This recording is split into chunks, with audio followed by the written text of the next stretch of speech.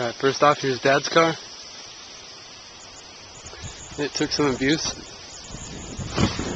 We didn't double notch this hump. We should have, but we didn't figure Dad's seat would be that long, because we were going to notch it for the finale, but it didn't last that long.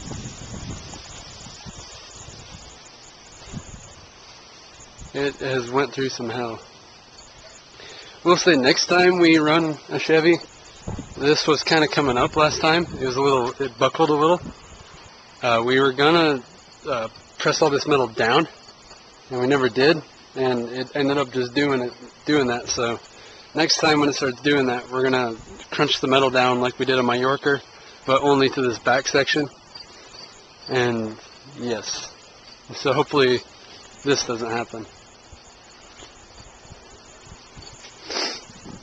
As you see here, this car went through some shit. I don't know if I'll be able to show you. This frame is actually twisted. We had to pull off this plate, which did not help our cause. It helped twist the actual frame. So, it started to twist there too. Control arm's still good though. And that's what we're all about. Driveline was starting to come. That wasn't going to last too much longer. Pull a sticker out. Okay.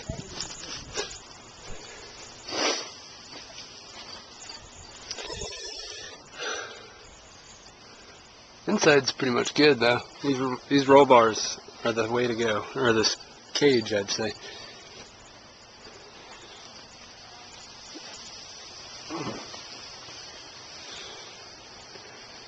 Yep, this car has seen better days.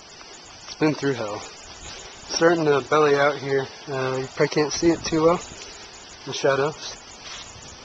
Starting to belly out. The front looks relatively good, but it's doing some funny things.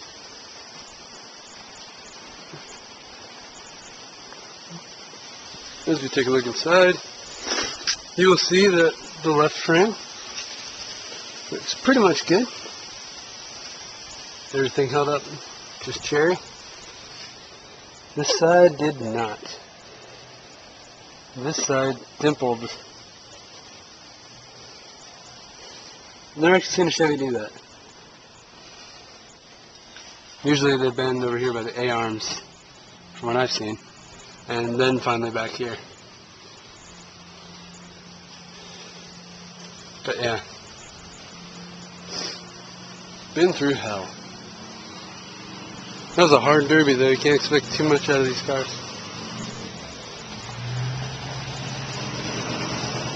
Then there's mine, which you'll see this thing run again. We're probably going to get rid of that Chevy. I mean, you're allowed 3 plates per frame rail, but we're going to need a lot of plates for that. I don't think we have it. My car. I'll show you structurally, and then I'll show you what actually went wrong with mine. Let's see. I really didn't get hit in the sides at all. It's pretty much exactly how it looked before I went. Tell you what, that Crown Vic I hit was strong for being underbuilt. I punched it and didn't hardly do anything to it. I carried him around for a little bit, and he helped me hit a driver's door, which if the person I hit with driver's door, I apologize. That was a complete driver shot. Oh, go on, cat. Yeah, my frame rails are fine, though. This one is nice. This one, however,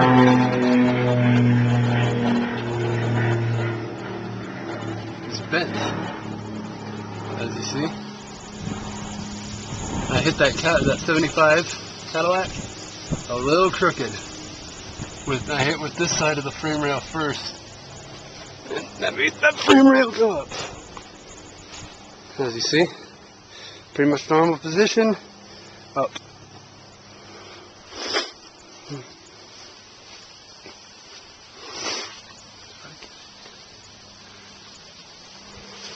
So I mean, we're allowed frame repair. 3 frame rails 3 frame rails, 3 plates per frame rail. So I'll be able to pull that down, maybe buff that out, crease it out, something, and then put a plate over it. And then plug weld it. That is the trick with plating. If you put a plate, if I were to put a plate here, put a plate there, weld the outsides, the plate doesn't do much because the plate can still buff out because it's not actually attached to the middle part that's actually broken. The only way that would help is if you put only the corner part on, say this is the broken part, this is the only part that helps, unless you put a plate over top of the whole thing and you drill 1,000,000 holes in it and you fill in the holes with weld, therefore you're actually connected to the piece of metal. So if you ever do frame repair, plug weld.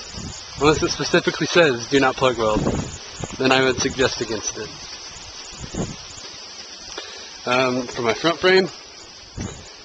front frame is pretty much fine. It's exactly how it looked when we left it.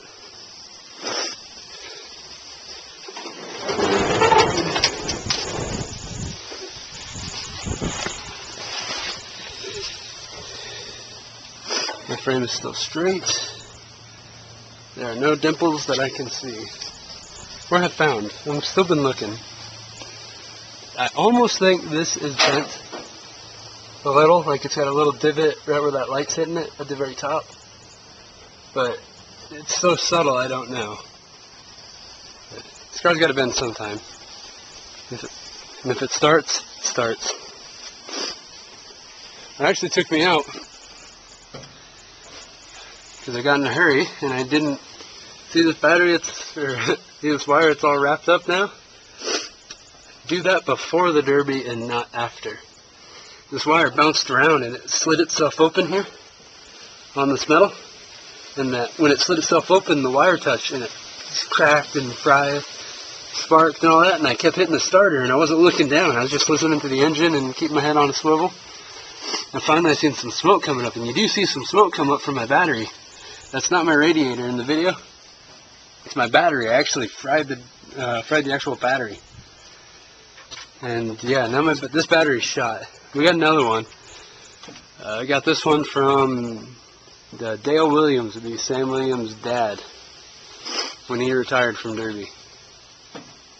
So yeah, this is a really old battery. I really was kind of silly putting this much faith into it and not doing anything with my wires. I should have wrapped those up.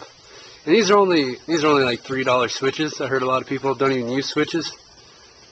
I like using them. A fuel pump switch and a starter switch, but I don't know. I like switches. I like knowing I can manually hear everything turn on and then hit the punch.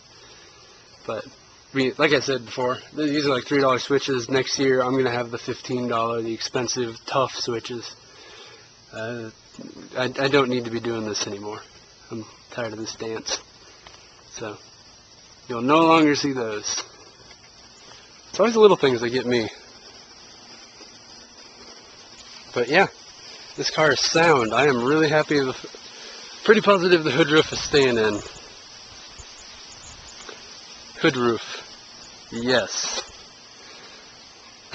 The moonroof, I've hit a lot with it and this has not came out at all, so I'm just saying it's secure and you'll never see that out. I tried taking it out once and it didn't work. But that's a lot longer of a video than I expected. I'll leave you guys with that. Any questions, please tell me. Don't forget to subscribe, watch the vids, do as you please. Still waiting for a huge fight that's going to get this thing viral. But until then, peace out.